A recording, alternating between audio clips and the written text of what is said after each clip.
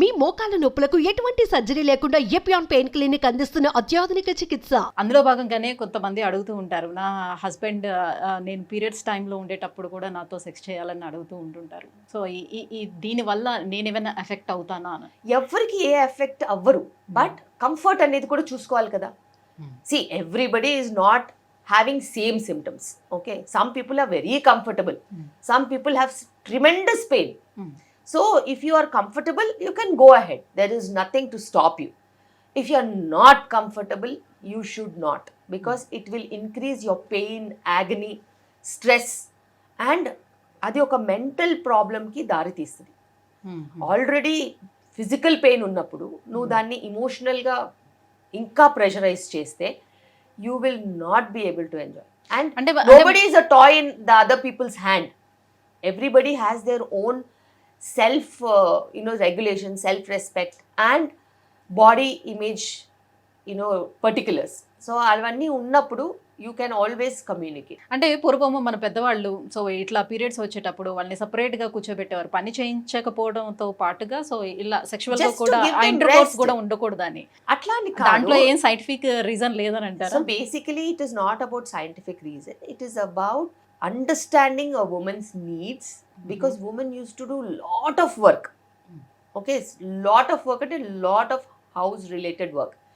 Bigger families, చాలా పెద్ద families ఉండేవి, చాలా మందికి వంట చేయాల్సి వచ్చేది, చాలా పెద్ద పెద్ద డేకిసాల్ లాంటివి ఎత్తాల్సి వచ్చేది, వంట దగ్గర ఇంటి పని, క్యాటిల్, మొత్తం యానిమల్ హస్బెండరీ ఉంటే కూడా ఉమెనే చూసుకునేవాళ్ళు. ఇట్లా ఎన్నో పనులు ఉండేవి. పాలు పితకడం దగ్గర నుంచి ఇల్లు కల్లాపి కానీ ఊడవడం కానీ తుడడం, ఇలా చాలా పనులు ఉండేవి. సో అలాంటి వాటికి నీకు కొంచెం రెస్ట్ ఇవ్వడానికి కొన్ని సోషల్ నార్మ్స్ గ్యాదర్ చేశారేమో తప్పితే కానీ, అండ్ అందులో ఒక పార్ట్ ఇది కూడా ఉండొచ్చు, just give her space, recovery, additional stress లేకుండా రిలాక్స్డ్గా ఉండడానికి తప్పితే వేరే ఏ విషయాలు లేవు. So men and women sexual లైఫ్లో ఉమెన్ సాటిస్ఫాక్షన్కి ఎంత ప్రయారిటీ అనేది ఇస్తున్నారు ప్రజెంట్ మెన్స్ అనేది? అది మెన్ తప్పు కాదు, అది ఉమెన్ షుడ్ బి రెస్పాన్సిబుల్. చాలాసార్లు నేను చూశాను, if not 100%, at least 70% women do not communicate. తనకి ఏం కావాలో తను కమ్యూనికేట్ చేయలేదు, చెప్పదు. Whether she is got an orgasm or not, whether she is satisfied or not, or whether she is happy or not, she never speaks. And అంటే చెప్తే వాళ్ళు కూడా ఎట్లా తీసుకుంటారు అనే మొహమాటం ఉన్నప్పుడు నోరు మూసుకోవాలి. మరి ఇంక అందులో ఉనికిడేది? You are an individual, he is an individual. ఇండివిజువల్గా మీరు టుగెదర్గా ఒక రిలేషన్షిప్లో ట్రావెల్ అవుతున్నప్పుడు ఇద్దరికీ ఆ మాట్లాడుకునే స్పేసు, ఓపెన్నెస్, కమ్యూనికేషన్, ట్రాన్స్పరెన్సీ ఉండాలి. నువ్వు నీ ట్రాన్స్పరెన్సీని తొక్కేసుకుని పార్ట్నర్ ఏమనుకుంటాడో అనుకుంటే తప్పు కదా. చాలాసార్లు కమ్యూనికేషనే ప్రాబ్లం. కమ్యూనికేట్ చేస్తే పాజిటివ్గా తీసుకునే పార్ట్నర్స్ ఉంటారు. ఓకే, డిప్రెస్ అయిపోయి వాళ్ళు డాక్టర్స్ దగ్గరికి వెళ్ళిపోయి I'm not able to perform అని ఇంకా పర్ఫార్మెన్స్ పడిపోయే వాళ్ళు కూడా ఉంటారు. But that number is lesser. And నువ్వు ఎట్లా కమ్యూనికేట్ చేస్తున్నావు అనేది నువ్వు సరిగ్గా చెప్పగలగాలి. యోర్ ఫాల్ట్ అని చెప్తే ఎవరైనా ఒఫెన్సివ్గా ఫీల్ అవుతారు. Let's do it this way అని చెప్తే వేరే రకంగా ఉంటుంది. I would want some more time అని అంటే వేరే రకంగా ఉంటుంది. సో నీ మాటలు వల్లే ఏదైనా కానీ పెరగడమా విరగడమా అనేది ఉంటుంది. చాలా వరకు వాళ్ళు అనుకునేది ఏంటంటే, ఇప్పుడు నేను ఇలా చెప్పాను అని అనుకోండి ఫర్ సపోజ్, సో నీకు చాలా ఎక్స్పీరియన్స్ ఉన్నట్టుంది, that's why you asking like that, అలా ఏమైనా అంటారేమో. సో ఈ రకంగా తీసుకుంటే నేను ఏం ఇంకెందుకు మరి అలాంటప్పుడు ఆ పార్ట్నర్తో బతకడం ఎందుకు చెప్పు. ఈ మాత్రం కూడా కమ్యూనికేట్ చెయ్యలేకపోతే there is no use of a long term relationship. Okay, and it is never about your words which are going to be interpreted. Okay, interpretation అనేది నీ బిహేవియర్ వల్ల కూడా వస్తుంది, నీ ఇంటిమసీ వల్ల కూడా వస్తుంది, నీ మాటల వల్ల కూడా వస్తుంది, నీ అట్మాస్ఫియర్ వల్ల కూడా వస్తుంది. A very loving, caring couple would never talk such extreme things. Only a sadist will talk like that. So అట్లాంటి సాడిస్ట్ గారితో ఉండాల్సిన అవసరం కూడా లేదు. అంత చెడ్డగా నీ గురించి మాట్లాడిన వాళ్ళు పట్టుకుని ఊగులాడాల్సిన అవసరం అసలుకే లేదు. సో ఏదైనా అర్థం చేసుకుంటేనే రిలేషన్షిప్. ఇంత నాస్టీగా మాట్లాడితే ఇంకా వాడు నీ గురించి ఏమనుకుంటున్నాడు, నువ్వు ఎందుకు ఉండాలి కలిసి? As well get out of that trauma. Today, if he speaks like this, tomorrow he'll speak anything else. And if you are going to think like he might talk to me like that, that means you don't have an internal respect for him. So, ఏదైనా రిలేషన్షిప్లో బయట ఎంత respect ఉంటుందో లోపల కూడా అంతే respect ఉండాలి, అంత కమ్యూనికేషన్ ఉండాలి, అంత ట్రాన్స్పరెన్సీ ఉండాలి. లేకపోతే there is no point in even staying together. భార్యాభర్తలు విడిపోవటానికి కొన్ని రీజన్స్ చెప్తూ ఉంటారు. సో బిఫోర్ మ్యారేజ్ తను ఉన్నట్టుగా, అంటే ఒకవేళ లవ్ చేసుకుంటే బిఫోర్ మ్యారేజ్ ఉన్నట్టుగా, లేదు అంటే మ్యారేజ్ స్టార్టింగ్లో ఉన్న విధంగా తర్వాత పిల్లలు పుట్టిన తర్వాత ఉండటం లేదు. సో అది ఎలాంటి కండిషన్లో అయినా కావచ్చు, లైక్ తను లవ్ని ఎక్స్ప్రెస్ చేసే విధానంలో కావచ్చు, లేదంటే సెక్షువల్ లైఫ్లో కావచ్చు. సో ఇలాంటివన్నీ కూడా నాకు డిఫరెన్సెస్ కనిపిస్తున్నాయి, కాబట్టి మేము ఉండలేకపోతున్నాం, మాకు చాలా డిఫరెన్సెస్ వచ్చాయని చెప్తూ ఉంటారు. ఎందుకు బిఫోర్ ఉన్నట్టుగా ఆఫ్టర్ ఉండలేకపోతారు? అంటే ప్రాబ్లం మెన్లో ఉంటుందా, ఉమెన్లో ఉంటుందా? ప్రాబ్లం లైఫ్లో ఉంటుంది. Because when you travel together ఖచ్చితంగా ఈ రోజు ఉన్నట్టు రేపు ఉండదు, రేపు ఉన్నట్టు ఎల్లుండి ఉండదు. అండ్ లైఫ్లో ఎప్పుడు కష్టాలు నష్టాలు సుఖాలు వస్తూ పోతూ ఉంటాయి. And that builds relationship. అలాగే నీ demands and your profession and your environment keeps changing. అవి చేంజ్ అవుతున్నా కొద్దీ దానికి అనుగుణంగా నువ్వు అడ్జస్ట్ అవుతూ వెళ్ళిపోవాలి. At 20s you are a different person, at 30s you are a different person, at 40s you are different, 50s you are different.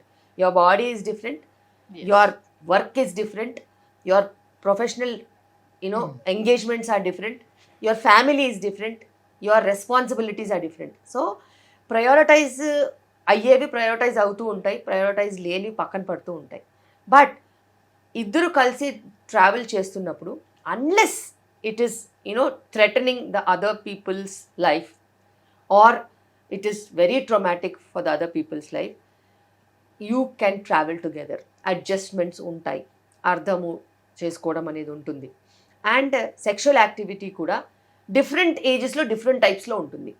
Some times even a hug will give you the same feeling, some times even intimacy will not give you the same feeling. So environment మీద చాలా depend అయి ఉంటుంది. లైఫ్లో ఎప్పుడైనా ఒడిదుడుకులు వచ్చినప్పుడు ఉండేదాన్నే మనం polish అవుతూ ఉంటాం తప్పితే ఇది ఎవరి మిస్టేకు కాదు. అండ్ ఇప్పుడున్న హై స్పీడ్ సొసైటీలో చాలా డిమాండింగ్ సిచ్యువేషన్స్లో వర్క్ చాలా టైం తినేస్తుంది. అండ్ వర్క్తో పాటు other things also are very very occupying, like your own commitments కానీ, యువర్ ఫైనాన్షియల్ గ్రోత్ కానీ, కెరియర్తో పాటు ఇంట్లో ఉన్న రెస్పాన్సిబిలిటీస్ కానీ, ఎక్స్పెక్టేషన్స్ కానీ. People would want to have a house, people would want to have a vehicle, people want to have 1 or 2 children. ఇవన్నీ manage చేస్తూ వెళ్ళినప్పుడు ఆ జనజీవన స్రవంతిలో కలిసి వెళ్ళిపోతున్నప్పుడు ఇలాంటివి చాలా జరుగుతూ ఉంటాయి. And it's just a part of life and people keep changing. లవ్కి డెఫినేషన్ మారుతూ వెళ్తూ ఉంటుంది. అంటే అమ్మాయిలు మాట్లాడుకునేటప్పుడు చెప్పుకునే విషయాలు ఉంటాయి కదా కొన్ని. So girl talks. సో దాంట్లో బేసిక్గా ఓరల్ సెక్స్ గురించి వాళ్ళ పార్ట్నర్స్ ఎక్కువగా ఫోర్స్ చేయడం జరుగుతూ ఉంటుంది. అసలు ఓరల్ సెక్స్ అనేది అసలు చెయ్యొచ్చా, చేస్తే ఎలాంటి కాంప్లికేషన్స్ ఫ్యూచర్లో మనం ఎదుర్కోవాల్సి ఉంటుందా? సో ఓన్లీ ఉమెన్నే ఎదుర్కొంటుందా, లేకపోతే మేల్కి కూడా ఇష్యూస్ ఏమైనా ఉంటాయా, అసలు చేయొచ్చా? బేసిక్గా సెక్షువల్ యాక్టివిటీకి వచ్చేసరికి you have so many choices. అవి ప్లస్ ఉండొచ్చు, మైనస్ ఉండొచ్చు. అయితే పార్ట్నర్స్ ఇద్దరు మాట్లాడుకుని ఇద్దరికి సమ్మతం అయితేనే ఏదైనా సంతోషమైన సామ్రాజ్యమైన, లేకపోతే గొడవలు విడిపోవడం తప్పితే ఏం మిగలదు. అయితే ఇద్దరు ఒపీనియన్స్ కలిస్తే సుఖంగా వాళ్ళు ఎంజాయ్ చేస్తారు. ఇద్దరు ఒపీనియన్స్ కలవకపోతే అది మనసులోనే పెట్టుకుని బాధపడుతూ దూరాలు పెరిగిపోతాయి. అండ్ సెక్షువల్ యాక్టివిటీకి వచ్చేసరికి చాలామందికి చాలా చాయిసెస్ ఉంటాయి, చాలా అన్యాచురల్ చాయిసెస్ ఉంటాయి, న్యాచురల్ చాయిసెస్ ఉంటాయి. కొంతమందికి అసలు చాలా విపరీతంగా కూడా బిహేవియర్స్ ఉంటాయి. ఏదైనా కూడా normal behaviour is normal behaviour and abnormal behaviours ఉంటే అవతల పార్ట్నర్ ఖచ్చితంగా సమ్మతం చెప్పాలి. అదర్వైజ్ ఇవి లాంగ్ స్టాండింగ్ రిలేషన్షిప్స్కి దారి తీయవు. అండ్ మోస్ట్ లైక్లీ ట్రొమాటిక్ స్ప్లిటప్స్కి, ట్రొమాటిక్ ప్రాబ్లమ్స్కి దారి తీస్తాయి. అండ్ ఎక్స్ప్లోర్ చేయడం వేరు, అది నచ్చినా నచ్చకపోయినా బతకడం వేరు. మరి నీకు అంత చాయిసెస్ నువ్వు యాజ్ అన్ ఇండివిజువల్ ఉన్నప్పుడు నీకు నచ్చితే ఓకే, నచ్చకపోతే you should say no. And sexually transmitted diseases oral సెక్స్తో కూడా వచ్చే ఛాన్సెస్ ఉంటాయి.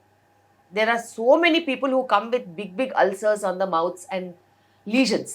ఇవన్నీ కూడా వాటితో వచ్చినవి.